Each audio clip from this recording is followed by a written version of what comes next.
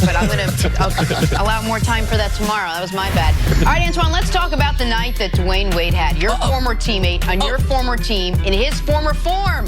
With the Heat down 2 to the Warriors, Wade nailing this miraculous buzzer-beating three-pointer to win the game, beat the Warriors. An incredible scene in Miami. The Golden State loss puts them at just a half game up on the Nuggets. But let's hear from D. Wade after the thrilling finish. I was talking to my coaches, Chris Quinn, EG, and I told him, I said, I passed up some shots last game from 3, and I said, if I pass up any today, find me.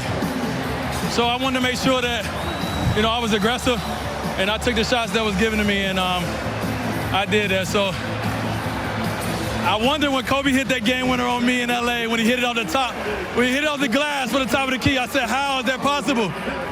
Thank you for showing me the way. Mamba mentality. Mamba mentality. How special, Antoine, was this night in the moment for Dwyane Wade? Well, I got to be honest. I'm a little biased. I played with D. Wade, but also Dwayne is from Chicago. So we share some of the same backgrounds, a lot of the same friends. So I'm so happy for him this year because as a player, you don't get this opportunity to go out on your own merit a lot. And he's having fun with it. You see it after every game. Other opponents are treating him really, really well. But I was excited. I think the moment you saw Eric Spoelstra talked about Dwayne finishing the season playing starter minutes and really trying to make the playoffs. So he's going to be a big part of what they got going on these last 20 games. So I'm excited for him. I know how hard he works to keep his body together. And coming to Chicago, it didn't work out. But to go back to Miami and have the success they have, and if they make the playoffs, it'll be great. It'll be great. But this moment right here, if you don't make it, at least you got something to look back at. At least you got this moment right here. And it didn't, by the way, look like Dwyane Wade was going to have an opportunity to go out on his own terms. Like last year. Let's not forget he got a gift from Cleveland. Right. I mean, he was awful with LeBron. It doesn't work out in Chicago to where they pay him to leave. LeBron picks him up, and the Cavs pick him up, I should say, and they. You said it right. Yeah, you said it. You don't like to say it. You don't like to say it, but you said it. LeBron picked him up in a deal. I think LeBron allowed one player. It's either, this is what he was going to say. Hold on. Either LeBron picked him up, because he typically says that, or he lets it slip and say, we picked him up. No, I don't say we. Hold on, that's not true, but the other one might be a little true. Doesn't matter. Point is, it doesn't work out in Cleveland, right? And they reconcile in Miami because he and Pat Riley were a little angry at each other. Absolutely. He may be more angry at Pat than Pat at him, but he wasn't very good last year until the end.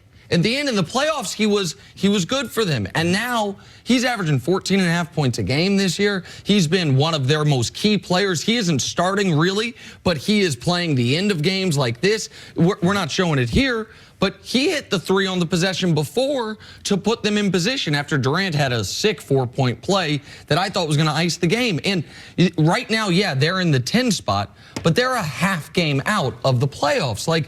So this is great. And see him do the lap around the court, jump on the scorer's table. You guys, I'm sure you guys, both from your career, have moments that stand out above some of the others. Like just some moments, particularly near the end of a, wow, like that to hold on to. D. Wade will have this to hold on to forever, no matter what happens the rest of the way. I'm so happy. Yeah, he's got a lot of great moments. And like Antoine, my relationship with Dwayne, it's a little bit different because I was a season ticket holder for the Heat. And a friend of the Heat, Pat Riley, Randy Funn, traveled with them. I was on the court when Dwyane Wade won his first championship. So a lot of people like, oh man, LeBron made him a champion. No, they didn't. That dude dominated the NBA Finals. It was unbelievable of how he grew his game and took over the court. As a kid. And being on the court, watching him, how he played the game, plays the game the right way. And since he's had some struggles, he had to leave Miami. The owners of the team there, they never thought Dwyane Wade. They have lifers in Miami. Lonzo Mourning, man, Haslam, Dwyane Wade, like these are lifers. They will work for the team going into the future. So tried to go back to his hometown, Chicago. It didn't work. Tried to go with his homeboy LeBron in Cleveland. It didn't work. He's also had some struggles off the court, custody battles with his kids. He's got remarried. So I've seen his whole life come full circle. This is a great story. And that is the traditional Dwyane Wade. When I finish a game off, he jumps on the scoreboard. Yes, and as they call it in Dade County, Wade County. It's Wade County. Man, it was refreshing to see an old man do what we had seen him do as a young man. It's crazy to hear you talk about because I was obviously part of that team, and that finals was unbelievable. He wins game 3 for us and saves us. We go down 0-3, we probably obviously lose that series, but he was terrific. I mean, he averaged 35, 8 in that series, something like that. And people don't understand that. I think everybody looks at his championships with LeBron, but he was special, and obviously when Shaq got there, gave him the name Flash, and he kind of took off from that. So I had to be a part of that. I was so happy to be a part of that, to see him become a star and become one of the best 2 guards ever. To me, he's in the top 5 all time, 2 guards. Oh, and we can argue no about question. that. So that's a lot of people sometimes forget about Dwyane Wade because he did have a couple rough patches with Chicago and Cleveland, but he's unbelievable. Jordan, Kobe, West, Wade are your 4 best 2 guards ever, and people can argue over the order, but those are the top 4, no question. Allen Iverson too. Let's quickly just talk about what this means for the Golden State Warriors. Now just a half a game up on Denver. How worried should this team be about holding on to that top spot in the West? Depends who they play. It's not a lot of teams that can actually go into Golden State and win. I think Houston Rockets are one of those teams that can go in there and win. Not sure if the Denver Nuggets are experienced enough to go in there and win. But so it's not really that big of a problem for Golden State. I think they do have to think about last year a little bit because Houston, if Chris Paul doesn't get hurt, they may get out that series because of the home court advantage situation. So they may have to think about that. And if I'm Golden State, I want to be at home. I think they play the best basketball at home. They've shown that over the last 4 years to be a great home team. I don't know why they would not want to be that. I know that on the roster they can get it done probably from the 2 seed, but I believe there's only the Houston Rockets is the one team that can go in there and beat them in the Western Conference. So that's the only team I think they should be worried about. Golden State has been scary at home the last 4 years, but not this year.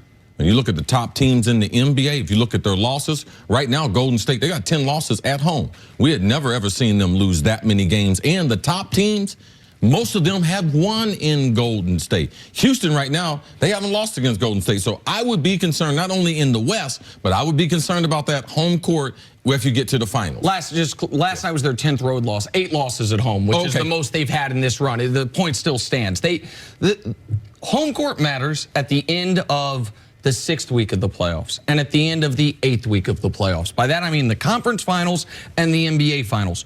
Golden State has never not had home court in the NBA finals. That's the other part of this. It's not just, are you going to keep home court over Denver? They have essentially, at this point in my mind, given up the opportunity to have home court if they were to play Milwaukee in the NBA finals, and they are losing the ability to have home court if they play Toronto in the NBA finals. That's a problem. And the other problem is, even if Denver doesn't scare them, what about the tougher road as the 2 seed? What about potentially having to play Oklahoma City or Houston in round 2?